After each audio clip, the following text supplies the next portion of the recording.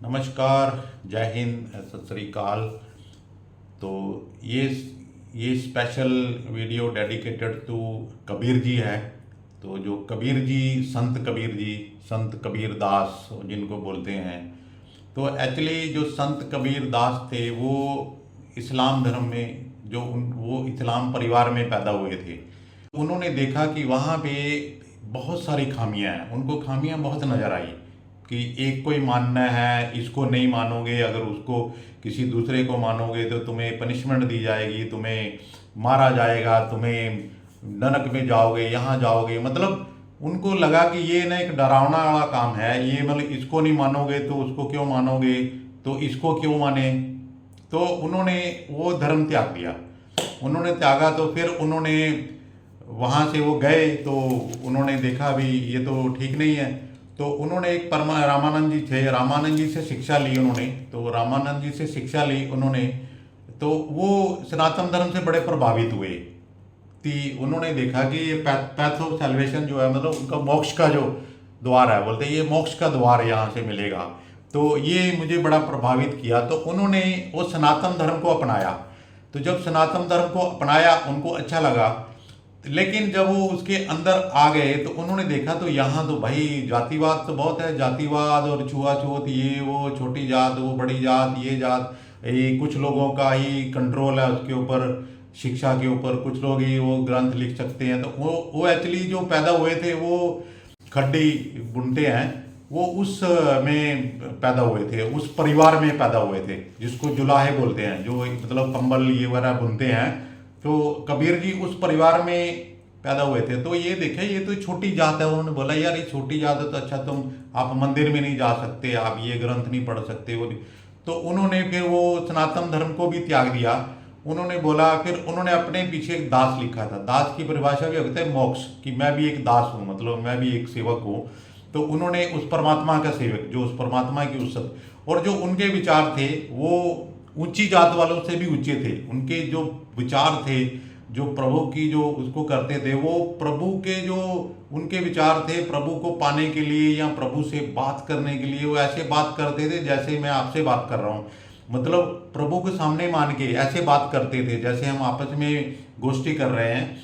तो वो उनकी जो भाषा थी वो मतलब बड़ी स्पष्ट थी, और उनके जो ब्राह्मणों से भी ज़्यादा वो ब्राह्मण थे। तो फिर उन्होंने अपना एक मत बना लिया, वो कबीर मत बोलते हैं उसको। उनके बड़े कम जो हैं मंदिर या उनके जो स्थान हैं, उनको तो यहाँ तक कि मतलब तुलसीदास जी ने अपमानित कर दिया, उनको अपमानित किया कि तुम बनारस में रहोगे तो तुम बनारस में रह नहीं सकते, क्योंकि वो तुम छोटी जात के हो, और छोटी जात वाले जो भगवान को नहीं मिल सकते। तो कबीर जी ने बनारस छोड़ दिया था। तो कबीर जी मतलब इतने उस परमात्मा को मानते थे और इतना विश्वास था उनके ऊपर उनको, कि वो उन्होंने इनकी परवाह नहीं करते थे। और ये जो ब्राह्मणवाद इतना ज़्यादा था, ये हर आदमी को टॉर्चर करते थे। यही एक वजह था हमारा डिवीज़न का, जो हमारे इतने मत बन गए, अपने आपस में हम टूट गए, हम आपस में ही बिखर गए। जैसे सिख धर्म भी ब्राह्मणवाद की वजह से ही बना गया, क्योंकि ब्राह्मणवादों ने इतना ज़्यादा लोगों को प्रताड़ित किया हुआ था कि जो कमाना वो ब्राह्मणों को ही खिला देना, पुण्य दान करना है, आज ये दान करना है, आज ग्रहण लग गया ये दान करो, शनिवार को ये करो, मंगलवार को ये करो, उसके बाद फिर आप सावन के महीने में ये करो। मतलब इन्होंने अपना चक्कर बना रखा था। लोग इतने तंग आ चुके थे, इतने तंग आ गए। तो गुरु नानक जी ने क्वेश्चन मार्क लगाया इनके, भाई ये करना है तो करना क्यों है। जैसे उन्होंने बोला हरिद्वार में, बोला जी हम तो सूरज ईस्ट में पानी दे रहे हैं सूर्य देवता को।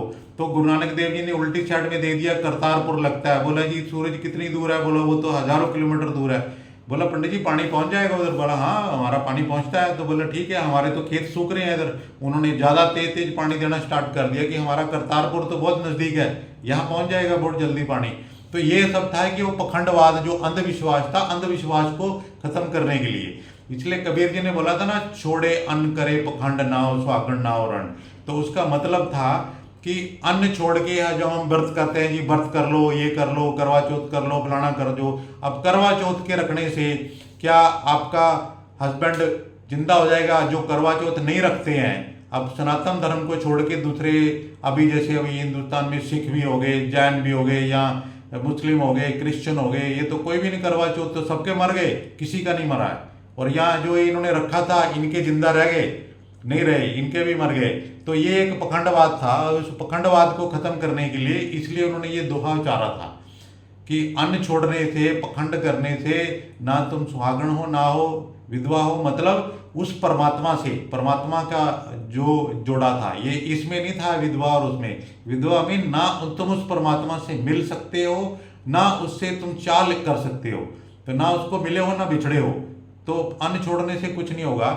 ऐसे ही जो इस पखंडवाद की वजह से, ये पंडितों की पखंडवाद की वजह से एक और जो मत चालू हो गया, फिर इन्होंने अभी वहीं से जो देखो आप मत चालू हो गए, वहां से निरंकारी निकल गए, वहां से थोड़ा सा और लोगों को तंग किया गया, लोग राधा स्वामी में चले गए। उन्होंने देखा कि ये सब धंधे, अभी तो कई मत चले गए हैं। अब तो एक सतपाल बाबा वाला, राम रहीम वाला, आसाराम वाला, वो निर्मल बाबा वाला, ये सारे बाबों ने बांट लिए। अभी कुछ और पखंडी बाबा भी हैं जिनको कुछ भी नहीं पता है, बकवासबाजी काटते हैं। वो बोलते हैं कि आप माया छोड़ दो, सब कुछ छोड़ दो, और खुद किसी को फरारी चाहिए, किसी को नया आईफोन चाहिए, किसी की बीवी अमेरिका में डिग्री कर रही है और वो यहाँ पे तुम्हें पखंड करके पैसे कमा रहे हैं, वो घूमने जाते हैं। तो ऐसे ऐसे पखंडों से बचो, अपने आप खुद पढ़ो, हर चीज को पढ़ो और खुद उस चीज को आप समझो।